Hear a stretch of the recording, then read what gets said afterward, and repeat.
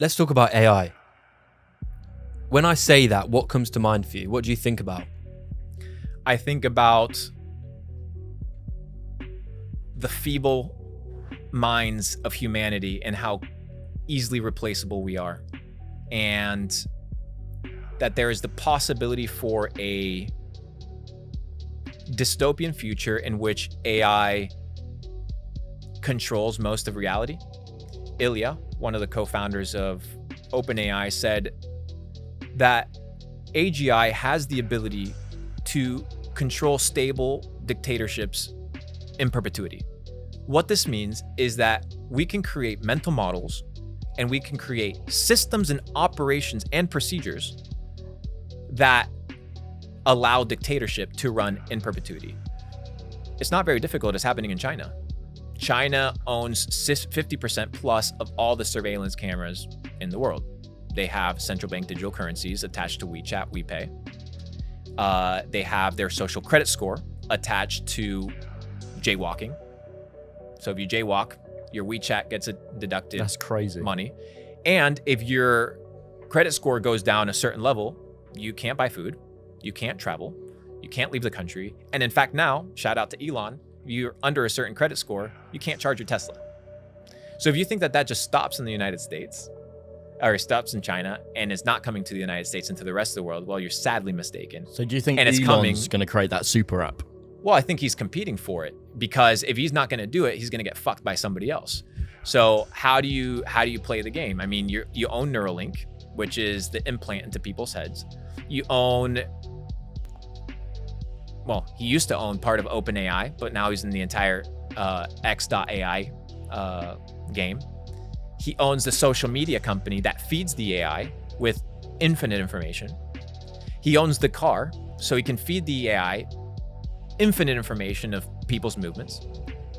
He controls the satellites that have the internet, that connect the Neuralink to the AI, to the car, which is a surveillance vehicle. And he controls the solar panels that are going to be connected to the houses. And little do people know, Tesla, their power charging grids have now become the standard power charging grids in the entire country. So you have one individual who controls the power grid, who controls the vehicle, who controls the AI, who controls the implant, who controls the social media platform, and who controls the satellites and the internet that's going into space. It's the perfect setup for Lex Luthor. Let's just put it that way. So do we need to stop Elon Musk? I think we need to figure out how to become AI proof, building businesses that are resilient to AI, figuring out what are the things that are going to be difficult for AI to replace, and working towards skill sets of the future and not skill sets of the present. People are out here starting OnlyFans management companies as if that was their golden ticket to success, because they're thinking about the coin in the bag that they're going to make next month. Little do they know the fucking tsunami that's coming their way in a couple of years. They have no idea whatsoever.